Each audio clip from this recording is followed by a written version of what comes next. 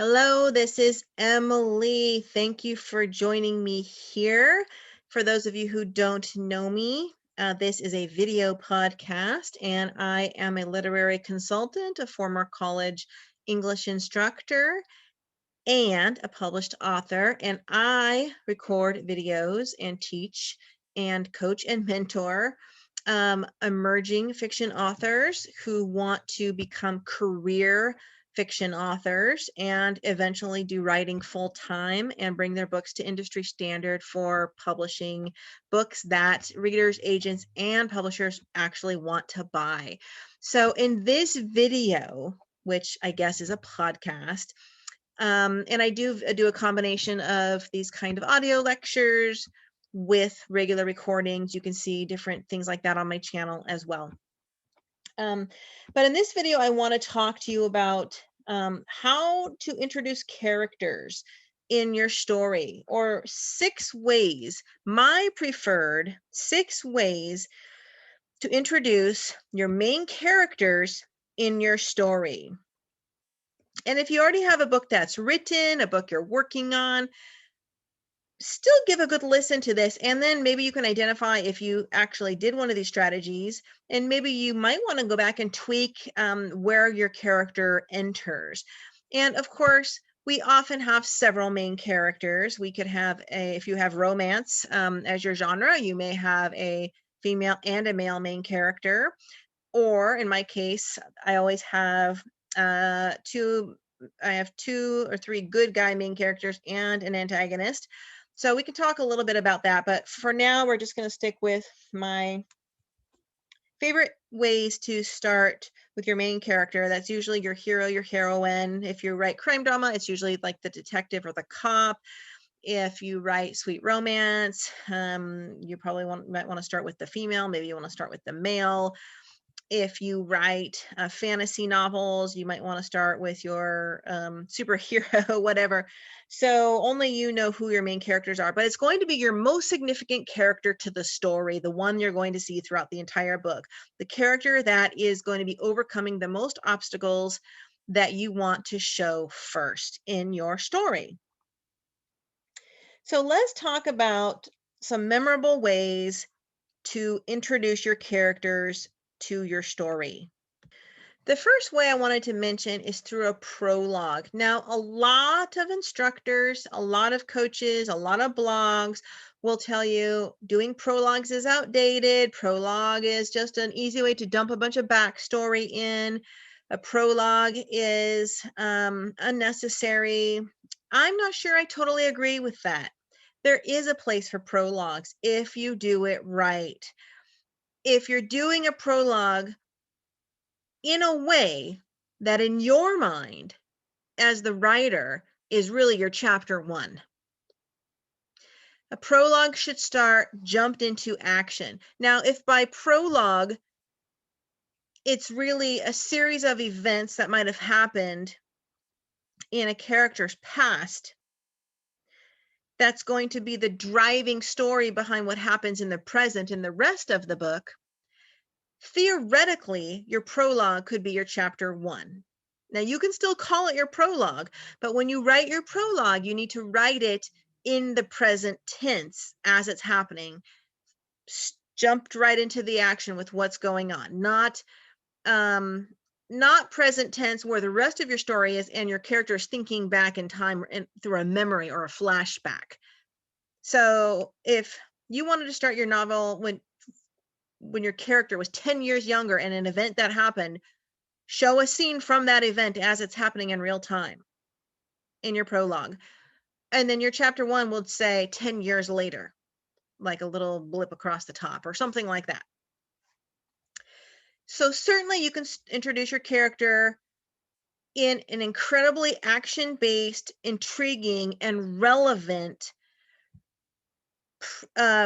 prologue of an event that happened in the past, shown in present time, that will build on where the rest of the story is going. So you can just jump right into something that's happening. I write different genres, but I've published several crime drama, suspense novels. And several of my books, and James Patterson is very known to use this style as well. Um, your first chapter, whether it be a prologue or whatever, you jump right into the middle of a crime scene.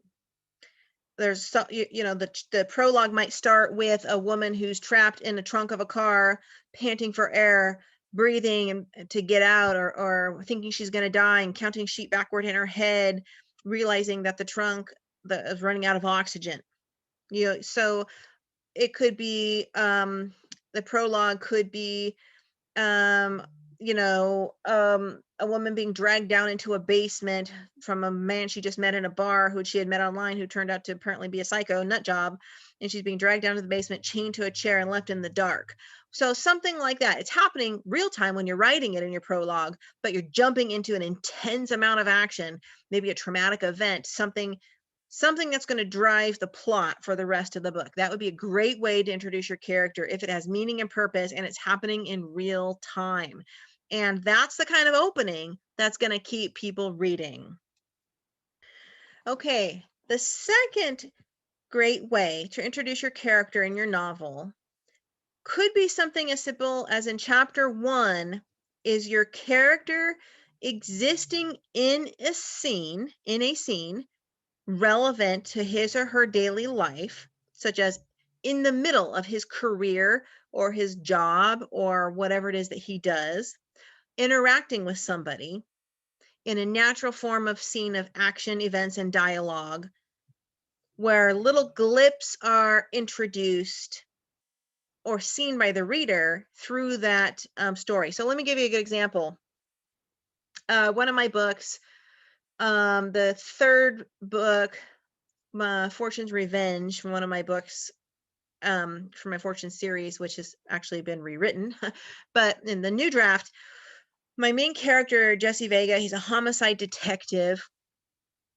Now it is the book 3 of this series, but you always write your series books like it can stand alone as its own novel. So I start the book with him in a crime scene investigating. The scene opens up, they're on Long Island, they're down by some marshy beach area, and at the crack of dawn, the sunrise, there's a bunch of cops and homicide and dogs down there all along the beach, set the stage, with the sun rising and the wind and the salty air and the sand sticking to everybody's feet and the smell of rotting decay, and there's a body. And he's there with his crew. He's the head of this crew. He's investigating the crime scene. And I wanted to show him as I wanted to introduce his character of what he's like, what he talks like, what he sounds like, what his personality is like in this scene. So he's been known in some of the other books to be a player, to be kind of a womanizer. And he's a real good, great looking, super rich ex-musician, kind of rock star guy turned cop whose daughter went missing or was possibly murdered. So he thinks at the time of this scene. And he is there with a new female cop, rookie, who got placed on his team, real attractive younger girl, and who he's kind of training with a few other people watching, going around the crime scene, and he's interacting with her through some sassy, snarky, flirtatious dialogue. And I kind of show his personality through his dialogue with her while they're looking at the body. There's some personal conversation, and she doesn't like him up front. He thinks it's charming. He keeps asking her out for coffee while they're looking through the body, like it's no big deal to him. And, like this kind of shows he's done this 100 times. He's super tough. So how he's engaging with this environment shows the reader what his personality is like. The dialogue he's having with whoever else is in the scene can give hints to his personality. So from this scene, we learn his job. We learn through his thoughts he's having, because this girl he's interacting with, who's newly assigned to his team, makes a comment about his dead daughter or his missing daughter, because his daughter was a celebrity, was famous, and it made headlines all over the world. And he instantly clams up. He gets uptight. He gets tense. He starts having inner thoughts about his grief over his daughter as this scene, this homicide beach scene is going on. So we learn about his job, we learn about his career, we get a little bit of through some of the dialogue and his thoughts and his emotional displays of some of his grief early on, that he has grief over this event. We have indicative signs toward his personality by how he talks to this girl, how he calls her sweetheart and honey, and he's engaged to another woman, but he's asking this woman out. So we learn that he's not the greatest character, on and on and on. So you can open up your scene with your character in the middle of what he or she just normally does, interacting somehow with someone that naturally shows what this character's like as he's going about his business. Just make sure the scene is relevant to your story, right? Somehow. So that's another great way to just get an easy showing, not telling introduction to your character. Okay, a third fantastic way to introduce your character to the story could be to start your first chapter with your character in the middle of a pickle, in the middle of a bad situation, mid-action. So a good example might be it starts with your character sitting in a jail cell,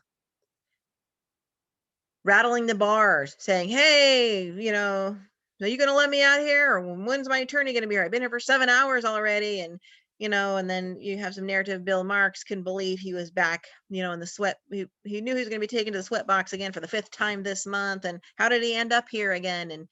And he's pacing, he's thinking. There's some drama happening with the guards or cops outside. Maybe then he gets pulled out of the cell, taken to an interrogation room, sits down, someone starts interrogating him. You don't know what the hell happened before, but you don't need to, because that's part of the intrigue. You can show your character in a bad situation, in a problem. You can start the first chapter with in the middle of a giant car wreck, in the middle of the freeway, and there's people screaming and there's a car on fire, and someone's your main character's kneeling down on the ground, having just given CPR to somebody, and sees the paramedics coming toward him, and she's wondering, how did her day end up this way, or whatever, and go from there. So the scene, you can make this scene relevant to the plot, or not so relevant if it's coming out of an action that already happened, but it has to be an event that somehow builds and introduces this person's character. So start mid-action in some kind of a problem or situation that your character has to scrape out of. Maybe it starts in a courtroom and your character's on trial and being questioned. And in the character's mind, you can have some thoughts about how he got there. Or through the dialogue, through the cop or the lawyer or someone talking to him, you could have some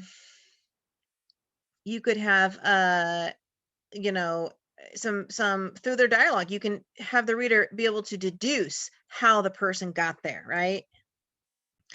In my favorite sweet romance novel, my Christmas novel I wrote, My Christmas Darling, and I write under the pen name for my sweet romance under the name Vivian Mayfair. The first chapter starts out with my main character, Lucy Carpenter, standing in the middle of her bedroom, staring down at an envelope she got in the mail from a publishing house, staring at the envelope, dreading opening it, wondering what it said, wondering if she should open it. Her friend is there, she's encouraging her to open it, just get it over with. And you show my character is shown having all these emotions, like it's just going to be another publishing rejection letter, and I don't know if I can handle that. And she has a little reflection on all the past ones and trying to ask herself why this one should be different. Then she's avoiding opening it. Her and her friend have a little dialogue. Then her mom calls her from the other room, and Lucy remembers that her mom, who's blind, and she's her mom's caretaker, that why should there be time for her to focus on her dreams and goals? There's no point opening the letter because her whole life is revolving around her mom now, because it's her fault her mom lost her eyesight. And so it starts in the middle of a scene, something happening in her environment, with a little bit of a hint by what's happening in this situation to indicate what some of her struggles are going to be, what some of her grief is, what her problem is. So that would be a really great third way. Just start in the middle of something happening where your character is having a struggle, emotional, physical, problematic, a pickle, and build from there. A fourth fantastic way to start your novel showing your character's introduction would be to start in a scene with your character battling him or herself. And by that, I mean an internal conflict, even if your character's alone in the scene. For example, if your book is about a younger woman or girl who has a severe eating disorder, you might, or anorexia, you might have a scene starting with her standing in front of her full-length mirror naked, looking at her bones, feeling fat and disgusting. And that would invoke curiosity in your reader immediately, because your reader is going to be like, bones, skinny, why would she think she's fat? Now we're hooked. We want to know more. You show how your character is, what your character might be talking to herself out loud. She might be having thoughts in her head. You can describe this through narrative of her battle with herself or her eating disorder and her self-disgust, showing, and then what she does, how she dresses to hide that up. Maybe she's avoiding looking at her phone, avoiding some phone calls because she doesn't want to deal with people today because she's, I don't know, weak from hunger, or she's afraid she'll be tempted by food, whatever. That would be one example. Another example might be you have a character who cheated on his wife, and he comes home and he's in the bathroom locking the door, frantically stripping off his clothes and putting Clorox on them in the sink, and his wife's knocking on the door asking, what are you doing? And he's saying, just a minute, honey. And he's panicking, feeling shame and guilt because of what he just did and how it's not like him. He's never done that before, and what's going to happen to his kids, and blah blah blah, and what if she finds out? So he's having an intense emotional struggle. He's alone in the room, self-reflecting, thinking, doing something strange. Another example might be a character who's battling severe depression. You might start a scene with your character um, pulling her head out from under the covers and pulling the phone off the receiver because it's rung for the 10th time that day, as the alarm's also going off, and she throws the alarm across the room and gets back under her covers. And she knew it was 11 o'clock. She should have been out of bed hours ago. She's probably fired now, but she just can't face the world. So inner dialogue, inner thoughts, showing depression, knowing, thinking she knows her room is a mess, thinking she hasn't, eaten in 3 days, thinking she's too weak to even get out of the bed, thinking she's life is pointless, whatever. So starting your character with an internal emotional struggle in a scene alone, battling one of their biggest obstacles, would be a great way to start your book and make it interesting for your readers. A fifth way that's less common but can also work is to introduce your character for the first time in the first chapter through the eyes of somebody else. It doesn't even have to be someone who's pertinent to the story, but it would be helpful if it's someone who's at least a secondary character. You can do this two ways. You can, if it's a romance and you have two main characters, male and female, your first chapter can be through the eyes of one character, let's say the man in his work environment or in the middle of some kind of a scene, using one of the other examples I've talked about.